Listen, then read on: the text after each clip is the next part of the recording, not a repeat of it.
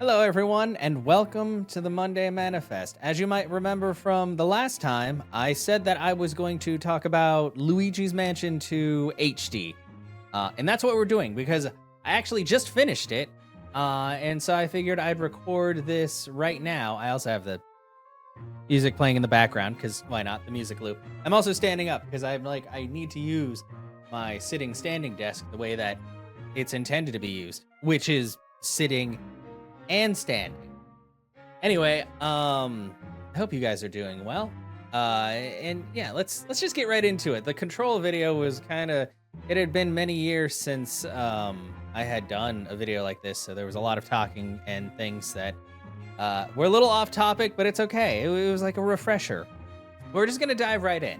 I'm gonna come out and say it first and foremost. Luigi's Mansion 2 HD is a good game. But I did not enjoy it as much as I like the first and the third game. Partially because I'd say the real detrimental factor for me in my enjoyment was the way that it was split up into, it was episodic. And I don't think there was really any need. Like, I could kind of see them making it so that you had to travel between each specific manor and that was like its own area. That's cool.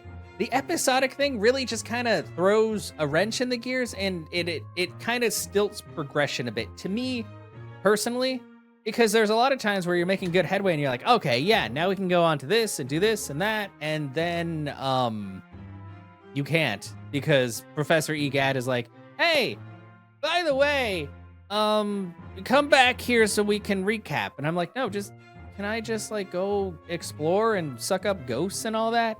I think another thing is like there is incentive for money. Generally in these games, the incentive for money is the fact that it's the fact that your money at the end of the game generally determines the size of the mansion you get. And I mean, there's really absolutely no reason for the mechanic of the mansion size other than to kind of make you feel good and like you progress through the game and like you did good. After beating the game, nothing happened. The credits rolled and then that was it. There's like a little ending scene, but nothing to indicate that the money you got was used for anything aside from getting upgrades. And granted, the upgrades is a good incentive in its own right because when you first start the game, it kind of takes a while to suck up ghosts. The dark light overheats really, really quickly. You can't really get a lot of money until the poltergust is up to level 3, because then every time you suck up ghosts with a level 3 charge, you get gold bars. So you make lots of money. But the problem is by the time you get to that point, you don't really need money because the only thing money is used for is the upgrading. So it's kind of counterproductive. I mean, unless there was something that I missed somewhere where it actually shows you a mansion. I didn't see anything at the end. Like generally at the end of 1 and 3, it was literally like, you made this much money, here's your mansion. And this one that just started the game over. And I was like, oh, unless the mansion you see at the beginning is different because you've beaten the game? I don't know. It's a little strange. But aside from that, like mechanically, the game worked really good. The only problem is it did use motion controls, and sometimes the motion controls worked really well, and sometimes they were to your detriment. Like sometimes it's just easier to use the analog stick to aim the vacuum to where you need it to go. And honestly, the bosses, I remember the first one, like I had a hard time on the 3DS. I only ever got through the first, and I don't think I even got through the second. I think I only ever did the first mansion on the 3DS. So this was basically a new experience for me. I don't know. I just never really got into it like I got into 1 and 3. But the first boss was kind of a pain in the butt for me, but I think it's just because like I was wrestling a little bit with the controls. The other ones weren't so bad. The final boss before King Boo was, I don't know, I quite liked it, but it just wasn't as difficult. I guess because in the first area, you're kind of dealing with lots and lots of spiders in an enclosed space, so it's really easy to get hurt by random things while you're trying to do the thing that you need to do to beat the boss. But overall, like, I liked the different areas and all that. I just feel like if it was more like 1 and 3 in where you just go to this area and it's a big place to explore, you get keys, you keep going, you head back to the base if you need to, or if you want to deposit money, you know. And maybe that's the thing. They wanted to make sure that people had like good checkpoints, because now that I think about it, yeah, obviously in the first game you save by talking to Toad, and in the third game it just kind of auto saves everywhere. So maybe it was just a choice due to the hardware or something, where they're like, we need to have a hard save for each time this person goes in. And obviously, since it's multiple mansions, they couldn't really use just a bunch of random Toads around to save and all that, I guess. I don't know. It kind of because there's exploration, but because of the fact that it's episodic, the exploration feels like it gets interrupted a little bit too much to really enjoy it as much as I enjoyed the first game. You know, you start off in the lobby and then you're like, okay, I gotta go here, I gotta go here. You know, because you go back to the base after you get the vacuum, but once you get the vacuum, you can basically just keep going and going, you know, through the first game until you get to the end. But obviously, because I think, yeah, you don't really deposit the money anywhere. I think you just have the money. It's just like a growing total that you have throughout the game. Which I guess in the third one, I think they do that as well. But yeah, like overall, like I said, Luigi's Mansion 2 HD, it is a good game. Like I'd recommend it to anybody that likes Luigi's Mansion 1 and 3. Like I said, people's opinions could be different from mine. I liked 1 the most. I'd say 3 is second, and then 2 HD is third. Just because the episodic nature of it makes it feel just like a little, it doesn't feel quite as open as it could. And it's also kind of annoying. I mean, granted, there's a bonus stage you can get after getting all the booze in each area. And in that bonus stage, you can get all the gems. But there's really, I mean, the gems are just kind of there for completionists. Like, there's no real reason. They don't add monetary value. They're just gems. Apparently, if you get all the, because I never got all the gems in one area, because I just kind of was like, go through, go to the next place, go through, go to the next place. I got all the booze because I was like, I mean, it just makes sense to get the booze. But I didn't get all the gems. Maybe I'll do that later, because apparently if you get all the gems in each area, you get a little crystal Luigi statue. And that's what you get. That's your reward. Like, it's not like the Switch has achievements or anything like that. So you just kind of, it's just kind of something for you to look at and be like, yeah, I did that. And because, like I said, it didn't seem like at the end of the game, like there was any mention of a mansion being bought with the money. The money was just there for upgrades and stuff. Which, like I said, it's a little bit of a letdown, but at the same time, like, it's fine. Like, the game, it doesn't affect the game itself. It's just the ending seems a little, just a little quick without it. Like, I like the credits. I like the dynamic and everything. Like, and the usual, like, you saved all the ghosts at the end and you got King Boo, who was being evil. And I don't know how that's the thing. I don't actually understand how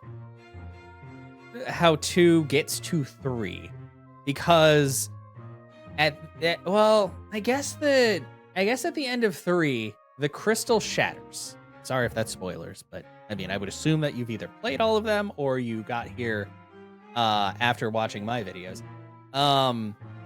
The crown isn't really a thing in 1. In 1, you put him in a painting and that's that. In 2, I don't know, EGAD has an offhand comment of how he shouldn't have sold him at a garage sale, so maybe somebody got a hold of it and found a way to deportrify him, and gets him out, and he still has the crown. At the end of 2, you suck him up, and Luigi gets the gem from the crown, and that's it. Like, he's just like, haha, yeah, I beat him, and now I have this gem that I don't do anything with. He just has it, and so I don't know how it goes from 2, where he's captured, where King Boo is captured and the crown is separated from him, to 3, where he gets it back. I mean, because at the beginning of 3, it's supposed to be the girl, the lady ghost frees him from the painting, but I don't know how he gets the gem back, because I'm pretty sure it's the same gem. But I don't know. I mean, asking for continuity in a Mario game, you don't really need it. Like, we don't come here for logic. We come here to like jump on things or suck things up with a vacuum. That's basically it. But it still kind of bothers me a little bit because the ending just was kind of like, I like the boss fight. It was interesting. There was actually fighting him, and then the chase sequences, which definitely added to anxiety. But then at the end, you just kind of straight up suck him up. Like, there's no pomp and circumstance. He's just like, oh, he just gets sucked up. He doesn't even say anything. He's not like, oh no, you got me again. Da, da, da. He just goes in the vacuum, and then you have a gem, and then you're like, haha. Now let's put the Dark Moon back together. And also, like, the reunion of Luigi and Mario is kind of lackluster.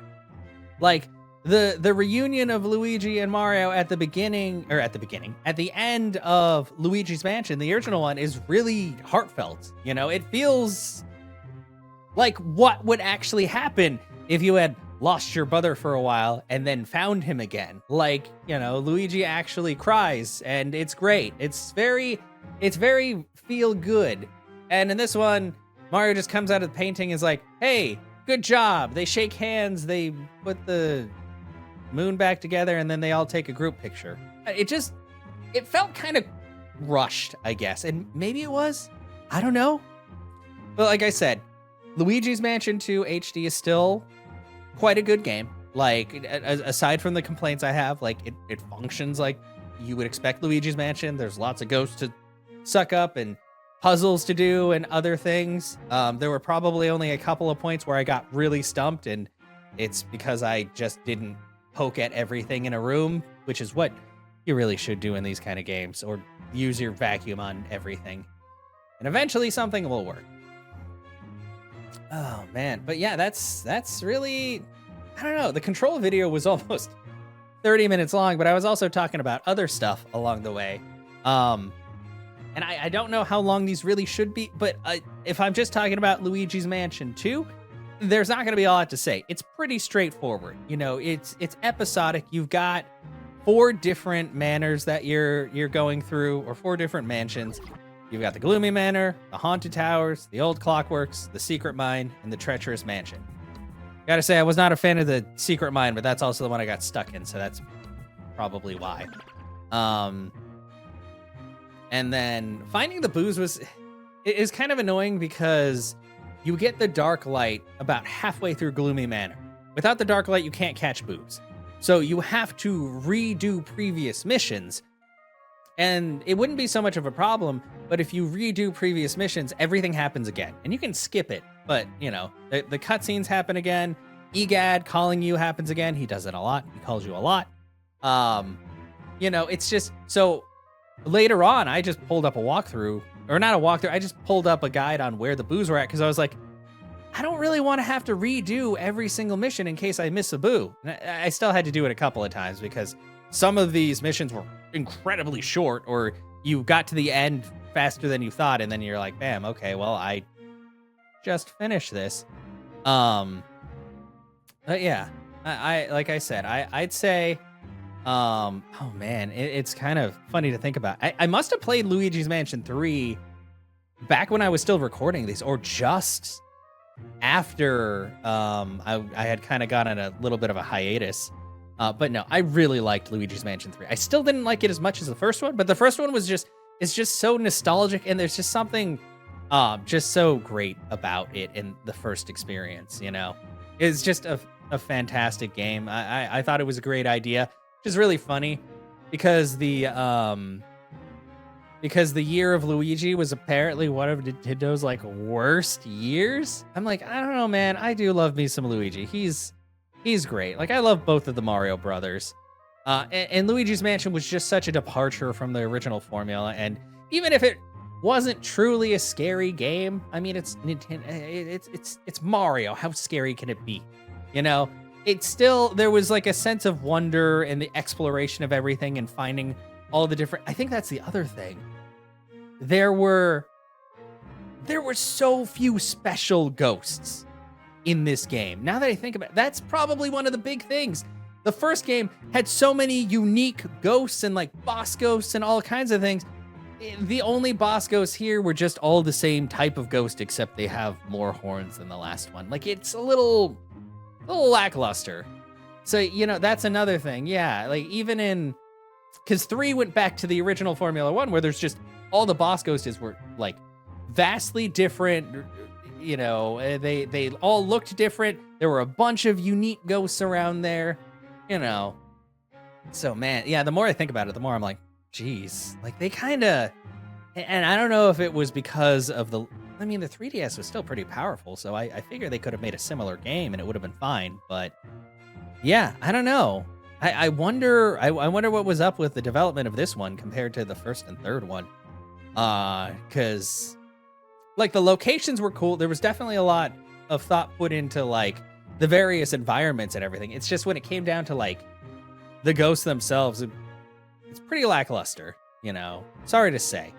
But overall, still enjoyed the experience. It was still fun to go through, figure out, like I said, different puzzles and all that.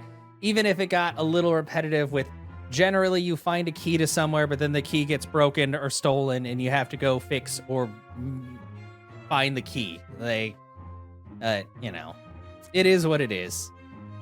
Yeah, I'd say we'll just call that a video. That's I like I said, these things will be kind of randomly length depending on how much there is to really say. This game wasn't super long. Luigi's Mansion 2, I mean, I'd say the third one is the longest one, and even that one doesn't take that long to get through. But I have to see. If I didn't do a Monday Manifest about Luigi's Mansion 3, I might have another one specifically for that. I would just have to do a little, because it's been a couple of years since I played the game, so there's some stuff that I may not properly remember. Like, I wanted to talk about Luigi's Mansion 2 HD because I literally just finished streaming the ending of it. Yeah, I would say if you have a Switch and you're looking for something else to try, definitely give Luigi's Mansion 2 HD a try. Like I said, just because I didn't like it as much as the other two doesn't mean that I don't like it. It's still a very good game. It's just different, you know, compared to 1 and 3. But yes, thank you once again, everybody, for being here on this Monday Manifest. Until next time, enjoy the rest of your day, and yeah, thank you so much for listening. Ta-ta.